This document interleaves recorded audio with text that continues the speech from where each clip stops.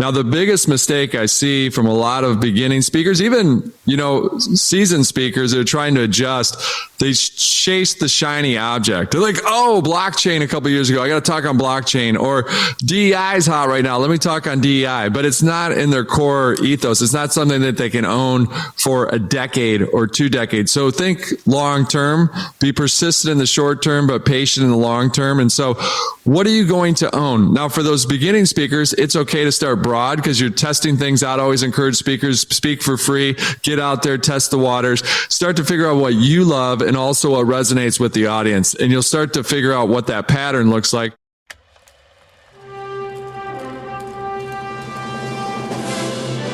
It's one small step for man. Liftoff. We have a liftoff. We choose to go to the moon, not because they are easy, but because they are I hard. have a dream. You can't handle the truth. 7, 6, 5, 4, 3, 2, 1. Super you.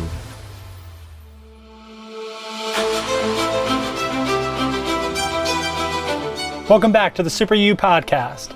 It's the podcast designed to unlock and unleash your inner superpower. I'm Jake with Equalman Studios. Here's this week's quote. The secret to getting ahead is getting started. In today's episode, we're reposting an interview off of the Speakernomics Podcast, where Equalman sat down with host Thom Singer. Erik speaks on the value of focus in our business and how staying true to our expertise will lead to more business.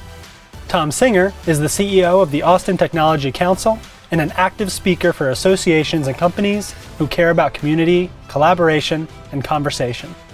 He's the host of the popular Making Waves at Sea Level podcast and a paid host for Speakernomics. On these podcasts, Thom interviews business leaders, entrepreneurs, solopreneurs, and others who possess an extra dose of the entrepreneurial spirit.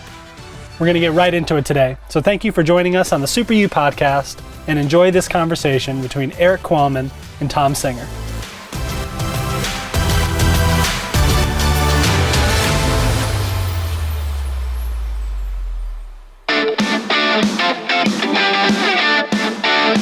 This is Speakernomics, the podcast about becoming a better speaker and building a better business.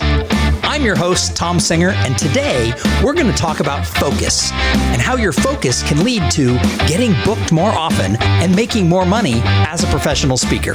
And our guest today is Erik Qualman. Hey, Erik, welcome to the show. Oh, thanks for having me, Tom, and nice to meet all you listeners out there. Thanks for joining us today. Well, I'm glad to have you here, and so let's just get started. What are your 2 tips for speakers on how focus can lead to more bookings? Tip 1, focus on what you will own. And then the second tip is win more deals from the stage when you're on it. Nice. Okay, this is going to be fun, everybody. Fasten your seatbelt. For those of you who don't know Erik, he is a best-selling author and speaker. He entertains, educates, and empowers people from the stage. Now, his background was he was a former tech executive in the marketing area for a bunch of high-tech companies, and then he jumped into the world of professional speaking, and he is a professor of digital leadership at Northwestern University. Now, his latest book is called The Focus Project. And here's a little funny story. I was walking through the airport in Austin, Texas, where I live, and I walked by the bookstore. We have a bookstore called Book People, which is a local bookstore. They have an outlet right there in the airport. And I always look to see what are the most inspiring books. And there was a picture of Erik's face. He wears these bright green glasses everywhere he goes. And I thought, I know that dude. He's my friend. And I just sort of laughed. I didn't pick up the book. I didn't buy the book, but I sat there and laughed because it's Erik's face, big giant green glasses, and the words, The Focus Project. Not 2 minutes later, I'm walking up kind of to my gate, and who is sitting there but Erik Qualman with his bright green glasses on? You couldn't miss him. And I'm like, no way, you're in the bookstore. And we started talking, and we talked about his new book, and we were talking about the world of speaking and how things have changed. And I knew it was going to be really important to get him here on Speakernomics. So Erik, I'm really glad you're here, and I want to jump in to get as much knowledge from you as we can in the next 25 to 30 minutes. So let's look at your first tip. You talk about focus on what you will own.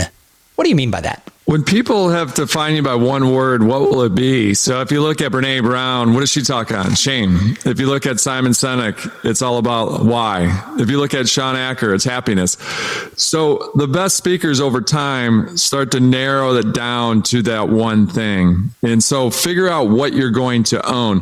Now, the biggest mistake I see from a lot of beginning speakers, even, seasoned speakers that are trying to adjust, they chase the shiny object. They're like, oh, blockchain a couple of years ago. I got to talk on blockchain, or DEI is hot right now. Let me talk on DEI, but it's not in their core ethos. It's not something that they can own for a decade or 2 decades. So think long term, be persistent in the short term, but patient in the long term. And so what are you going to own? Now, for those beginning speakers, it's okay to start broad because you're testing things out. I always encourage speakers, speak for free, get out there, test the waters, start to figure out what you love and also what resonates with the audience. And you'll start to figure out what that pattern looks like. For me, over time, it became digital leadership.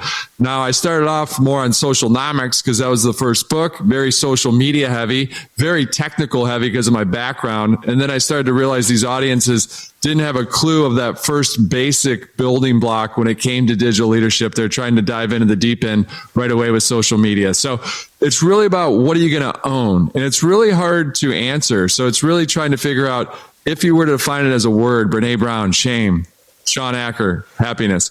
It's really trying to get to that level. Simon Sinek, why?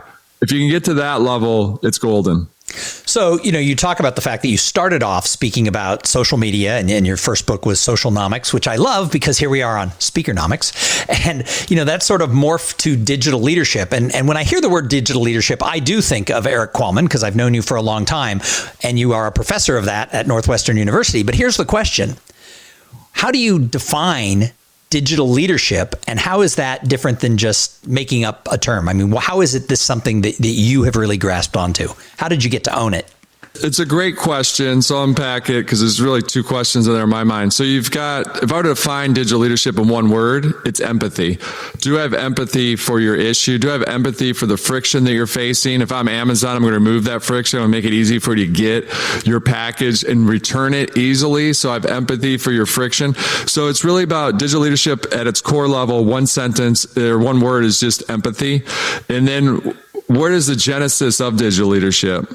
So I was doing some work with Mont Blanc. So I did an event with them. It was amazing. This is another tip. So sometimes you throw out a wild number. So my wife was pregnant with our first daughter, and she was in the 6-week window. This event was going to be in the 6-week window. This is our first child. My wife, like a lot of folks out there, you have family that work on the business as well. If you're a speaker, more times than not, it's your significant other. And we got a lead to speak in Monte Carlo. And we're like, we can't do it because it's right at that 6-week edge. It's our first baby, not worth it. And my wife goes, let's just throw out this crazy number. And it was literally 6 times what we normally charge. Let's just throw it out. And they don't bat an eye. And I go, and it turns out to be this amazing event. They had Yoko Ono there. They had Christina Aguilera launching this new fountain pen at Mont Blanc. And so the speech went really well. And I rarely do this, but I do take on coaching when it's the right fit. And so for them, it was the right fit. They go, we really need your help. And so I flew to Germany and we started discussing, they wanted to go deep in social media. And I go, all right, well, then we're going to send them to montblanc.com and they can buy this stuff, even though it's like $10,000. They're like, oh, no, we don't sell direct. I'm like, oh, whoa, hold on, time out. All right, let's not talk about any of Socialnomics. We got to talk about digital leadership. We got to talk about the basic blocks of digital leadership. So that's where it sprung up, is from that. I started to see that pattern that people are trying to dive in that deep end without even understanding how to swim when it came to digital. So that was the genesis of it. And then as digital became all encompassing, I also realized that it's really just what are the habits that stand the test of time? Knowing that technology changes every second, what are the habits that never will? So technology changes every second, human nature never does. But the reason this is important for your listeners is because leadership is one of the top speaking categories to speak on. But here I am creating a category because of that meeting, which really helps from the speaking world. I didn't even know that was the case because I was so green when it came to speaking.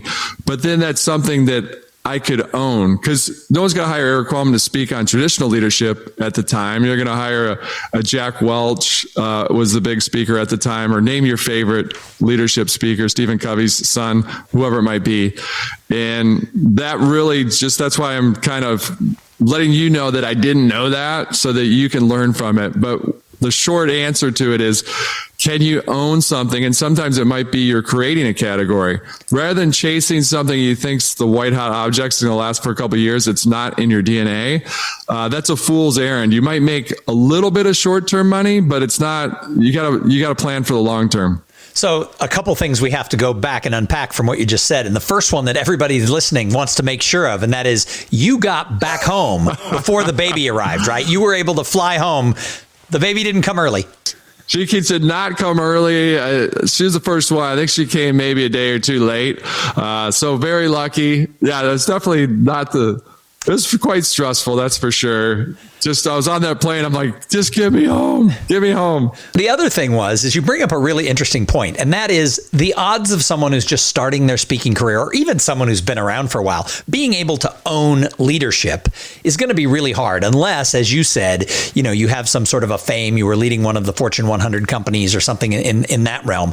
However, by adding the word digital in front of it, and then giving that the meaning, and what I loved about what you said is you took the meaning to something really simple that we can understand, and that is empathy. And I don't think anyone listening thought, oh, digital leadership equals empathy. Mm-hmm. But because you created it, and you've created this world around it, you were able to give it this meaning. Empathy is something we understand, and it's something we need more of in this world. And we live in this digital world, so digital leadership suddenly becomes something where people perk up. Because what I always tell people in the speaking world is their decision makers are going, they're looking at the realm of people they could hire, and they're going, speaker, speaker, speaker, speaker. Oh, and so by creating something that you own and that you can define and that is narrow, you're making people go, oh. So I wanted to touch on that. So, you didn't do it on purpose. You kind of fell into it thanks to Mont Blanc. However, what would you say for somebody who's excited about what we just talked about, who wants to do this intentionally? How can they start looking for what will they own?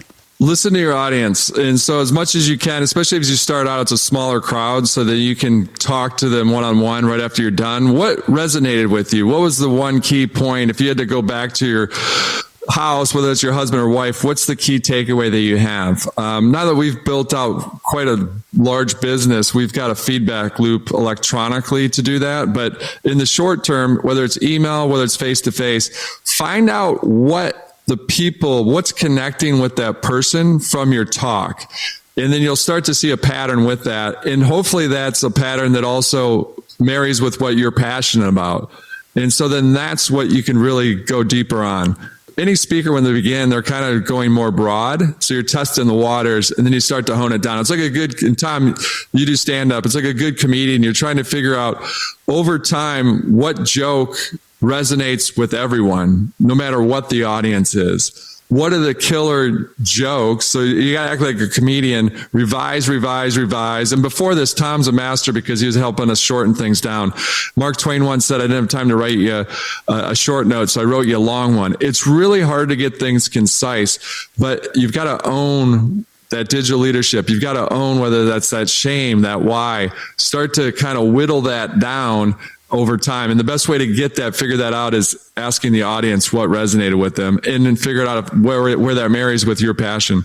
I think that's awesome. And I think that for a lot of people, they do jump into that pool, like you said, DEI or leadership or whatever, sort of that hot topic is. And then they become sort of just another speaker. And so I think, figuring out how to fine tune that and figuring out what you're going to own is really important. But I want to go just a little deeper, because I always like to push people on this. So someone's listening to this and they're still confused. They're still like, yeah, but what do I do today? What can I do in the short run to start owning something besides just, testing and listening? Mm-hmm. Is there any exercise that people can do to get their focus honed in?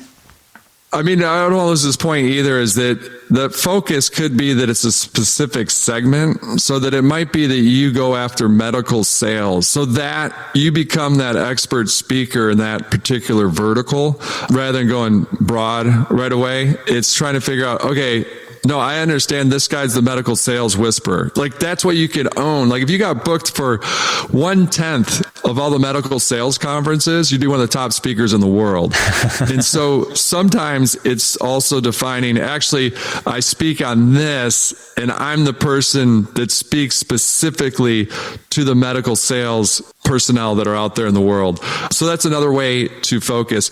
In terms of the topic, drilling just deeper and deeper is testing out, writing out the headlines. You're going to start to see over time the headlines, because some people get caught off guard. I even get caught off guard to this day a little bit, which is kind of crazy. But over time, you get these headlines like, what's the title of the speech? We got to market it.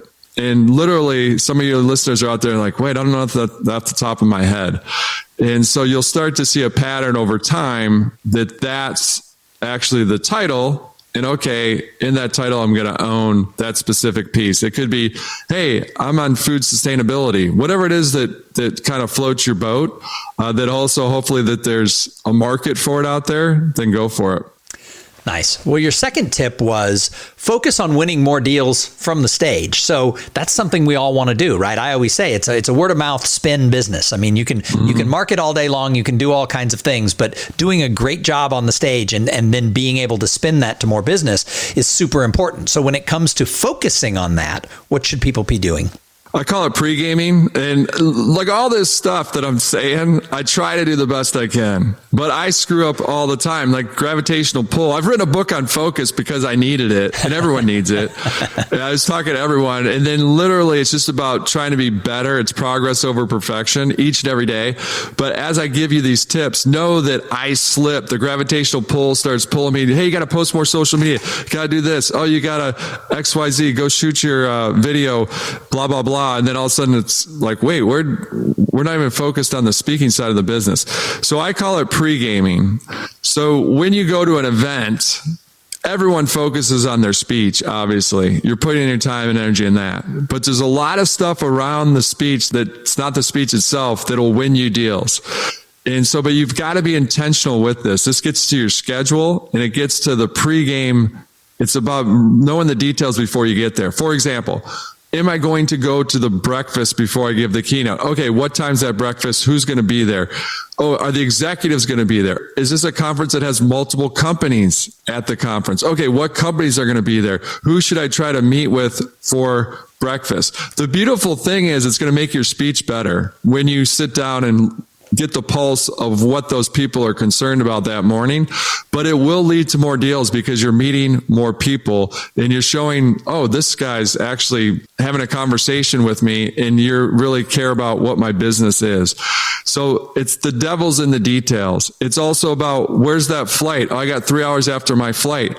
Do I have time to meet with folks afterwards? Can I sit down with them? Or the night before, are there any cocktail parties that I can go to? Who's going to be there? What's the setup? Or if there's no cocktail party, is there a bureau in that city that I haven't seen for a while? Should I sit down and take them to dinner? Is there a speaking bureau that I can meet with that I can take to dinner?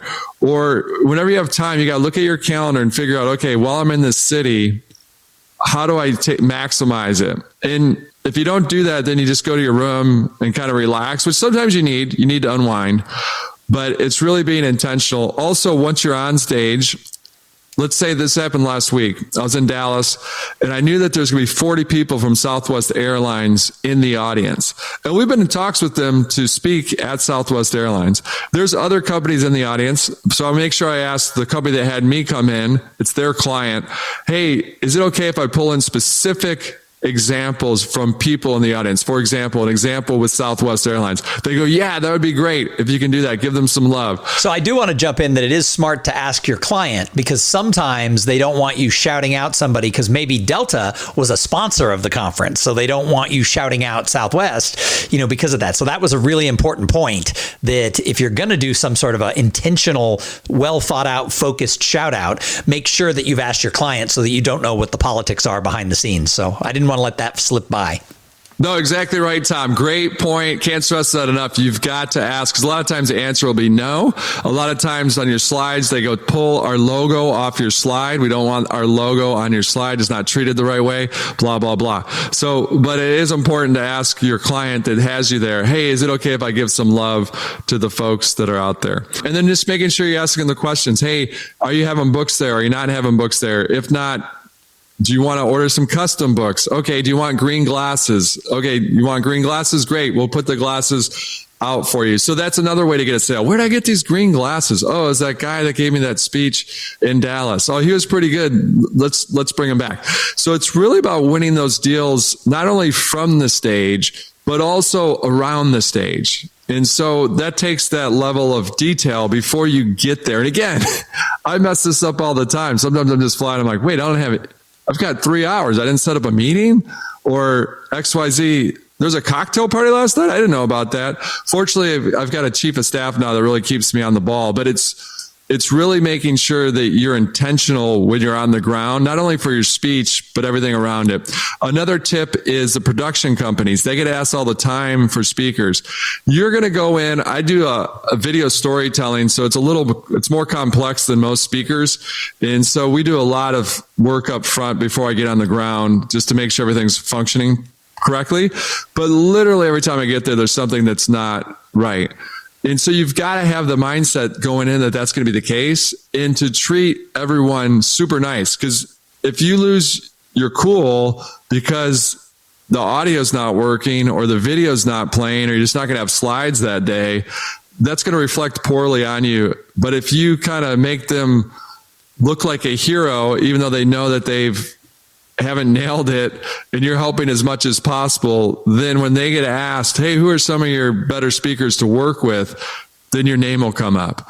And so it's also too trying to take notes to where there's so many production crews that if you have notes going, hey, they did an event with you 2 years ago, that makes a big difference. If you can have those type of notes for that production crew, you worked with that AV team 2 years ago. So I love how detailed you are with planning for the whole time you're in the city, whether you're in Dallas or Detroit or wherever you are, thinking about where can I maximize my time? Where can I focus my time to be able to make sure that I'm spinning off business? So I love the idea of saying, is there a client in town or a speakers bureau who I could go to dinner with the night before? The other thing is looking at the schedule. And you brought up something really interesting, and that was, do they have a cocktail party or a breakfast? So many speakers are like, oh, I hate these people. I don't want to go to the breakfast. They order room service and they go to their room. And you're right. I realize there's a time and a place where you need to have some downtime. But I've found that when I spend time in the bar that night or at the cocktail party, a lot of people who've seen me speak will then come up and want to chat where they wouldn't have come up to the front of the room. It's just not, in their style to stand in line and talk to the speaker. Mm-hmm. And those are the people who I randomly sit with at lunch or who I talk to at happy hour. Those are the people who usually refer me later. And I don't do it intentionally. I just do it because I like the social stuff. So I do it. But I'm taking some notes as we're talking that, wow, if I'm in town for 22 hours, am I pre-gaming it like Erik in order to make sure that I'm maximizing the relationship capital, focusing that relationship capital through the entire time I'm in town? Because I agree with you. I think it's how we get business. Yeah, no, it's huge. And it's most people listening, you're in the speaking business because you're people, you love people. And so it's really just having that ability to meet as many people as possible and just being intentional with your time as well. Just setting up those meetings when you can. Sometimes you don't want to get up at 7 to have that coffee, but it's the only time they can meet and you're speaking at 9. But more times than not, I'm so happy I did because it's all about that human connection. And then it's good for business moving forward. But as Tom mentioned, you're doing it because you enjoy it. If you don't enjoy it, don't put yourself in that situation. No one wins with that. But if you do enjoy it, then take advantage of it. And then also, this is important. This is sort of related to when you focus. Be prepared on these calls too. If you've already got a deal, sometimes the time slots, look at the contracts too, because sometimes they make it quite vague on the time. And they don't care sometimes what time you speak, but you should care what time you speak. And so you need to know, for me, I like to speak in the morning, more of a morning person. I like to kick off the conference. I've been in every slot possible, but it's really just about understanding if given the choice. Sometimes they'll ask you, hey, we need high energy for the opener or the close. We don't know which one is better, then you're really prepared to answer that question. You just say, look, done both, happy to do what works best for the audience. If you want a halo effect, have me start first thing on the opening day so it halos the conference. Or if you want a closer, you want to make sure people stay, if that's the intent. We found they're probably going to go no matter when their flight is. So it's up to you on how you want it. But you can usually steer that conversation, focus it to where it's best for what you think will be best for the audience. So you said something a little earlier I wanted to go back to, because I don't like things to just sort of drop and float out there. You talked about, hey, do you want green glasses? And we put out the green glasses. So as I said in your introduction, Erik wears these bright green spectacles, and they're his trademark. I mean, I saw it on the book when I walked through the airport. It's like, that's Erik. So I knew right away, because who else is wearing giant green glasses? But from what you said, it sounds like you also give them away as tchotchkes. So, you put them out. Is that something that you charge for, or do you just put them out? How does that work? And then I want to talk a little bit about how this became your brand. Yeah, no, for sure. I might talk about it. I'll try to keep this as short as possible. So I haven't always worn green glasses when I've been a speaker. And I've been speaking now roughly 2009. The book came out. So since 2009. So fell into backwards like a lot of folks that are out there. And so I haven't always worn these green glasses, but my name's always been Erik Qualman. So first initial, last name forms Equalman. Yeah, in fact, I want to jump in on that, because when I first met you, I thought you were a superhero. You were Equalman. No, I'm just kidding.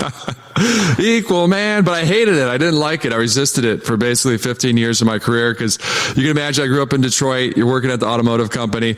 I'm a digital guy, so I'm already kind of in the nerd room back in the day. Now everything's digital, so everyone thinks digital people are cool. That was not the case when I was an intern. And so they're like, well, we need some coffee. Well, this Equalman kid must be super fast. He's a superhero. I'll go send him to get some coffee. So did not like it for 15 years. But then the thought was, I thought it was happening to me, and I realized it was happening for me. And one of the books, Digital Leader, was doing well. So we did an interview for a magazine, and they said, hey, do you mind for the photo shoot for the cover? Do you mind wearing some Clark Kent like glasses? And I go, sure, we can do that. And they go, it's for our St. Patrick's Day edition. Do you mind if they're green? And I go, let's make it happen. And we do that. And then a couple of weeks later, I flew to Kenya to give a talk. And the night before, I was going to a rescue shelter. It's actually part of the deal. I don't want to like virtual signals. Hey, go to this rescue shelter. I didn't have shots. It was like a whole thing. But anyways, I'm like, awesome. We're going to go adopt a baby cheetah. This is cool. So I'm with this lady, and she looks at me and she goes, we're driving over to the shelter. And she kind of goes, hey, do you mind if we film and take photos while we're doing this? I go, this is great. Yeah, let's do it. She goes, yeah, we had Usain Bolt here two days ago, the Olympic sprinter, and we filmed him. We'd like to film you. We just want to create a video to raise more money for the shelter. I'm like, yeah, let's do it. And then she looks at me and goes, but obviously when we're filming, we want to make sure you're wearing your green glasses. And I look at her and I go, oh, I don't walk around the world wearing bright green glasses on. I look kind of foolish doing that. And the look of disappointment on her face, I never wanted to see that again. So then I started wearing the green glasses, and we lost some deals because of it. Now, this isn't that long ago. This is maybe 7 years ago. But at the time, there's a lot of, the world shifted so much in 7 years that literally a lot of the speakers were wearing suits. I look back, I think I even had a suit on sometimes. And so they go, this is a business conference. We need someone serious to talk about this stuff. We can't have this guy in this green glasses. So again, you got to play the long term, because I never want to disappoint someone again. And so what I found is the glasses, it helped from a marketing standpoint, but what it really helped was if I could help one other person. Walking in that discomfort was worth it if I could help one other person. And we've had some wild things happen with it, from school district wears them for kindness for the last 4 years. So we wear the glasses to remind people to be kind. That even if a person's wearing green glasses. But anyways, I'm getting long on the story. From the speaker's standpoint, from a focus standpoint, it kind of happened for me. And so, but you had to have the willingness to walk in that discomfort, the willingness to lose that money in the short term for long term to have greater gains for your audience. And when you do that, then the money follows. And so to answer your question, we've sold over 60,000 of these. Originally, the first time we had a request for these, they said, I go, you want these green glasses? They're like, yeah, we want them for the audience. It'd be fun. They're like, where do we get them? I go, well, you can get them on Amazon here. And then that was a kind of a pain for our clients. And so to make it easier on them, now we can customize them. We order them out of Florida. We've got a great relationship with the vendor. It's been crazy. I never would have thought in a million years it would be selling green glasses, but the photos are great. It's just a fun time. And so you don't have to go out and wear a bow tie. You don't have to wear fancy socks. You don't have to wear green glasses, but you do have to be yourself, and you have to just own what you're going to own. So what will you own? Where's your focus? And just hammer that. I love that. And from your website, I wrote this down. It says, our focus determines our success, happiness, health, and fulfillment. Successful and happy people understand that where our focus goes, our energy flows. And I just loved that. And this is something that I've witnessed you do over the years. And I think this whole idea of, Equalman, dun, dun, dun, dun, I think, you've developed a great brand around that. So as we wrap this up, your book is called The Focus Project. For people like myself who are off on the different directions all the time, any other little quick piece of advice on how to be more focused so that we can have our energy flow in the right direction? Yeah, I mean, it's a project because I was testing things out. And so one of the things that I try to do every day, again, I don't, even though it only takes 60 seconds, it's ridiculous the days I don't do it, but I try the night before to write down what's the one thing that if I do it well, makes everything else either easier or unnecessary. And that, Jay Papasan's done that with Gary Keller, Tim Ferriss. You go back to the Stoics. It's not a new concept. So it's literally thousands of years old, but it's what's the one thing that if I do it well, will make everything else either easier or unnecessary. And I try to write that down the night before because that helps you sleep, because your brain now thinks I've taken care of that till tomorrow so I can rest. I don't have to have that pinging around in my head. But it's really just trying to be intentional in attacking that one thing before the day attacks you. And so that's a big learning. And most folks, you want to do it in the morning. If we have time, we can get into what kind of owl, if you're an owl and a robin. We probably don't have time, but to get into that, you can read the book. But it's all about when you're fresh, attack that one thing before the day attacks you. Nice. Well, Erik, thank you for jumping in and being a guest here on Speakernomics. We appreciate that. And thank you to everybody who tuned in and listened. You know what? I want you all to join us every single week for more thoughts, ideas, and actionable information on how to make more money and build a better business as a professional speaker. And always remember the motto of this podcast: speak, get paid, repeat.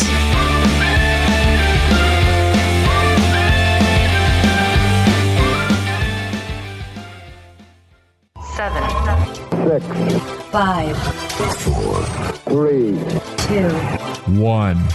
super, super, super, super. Super you.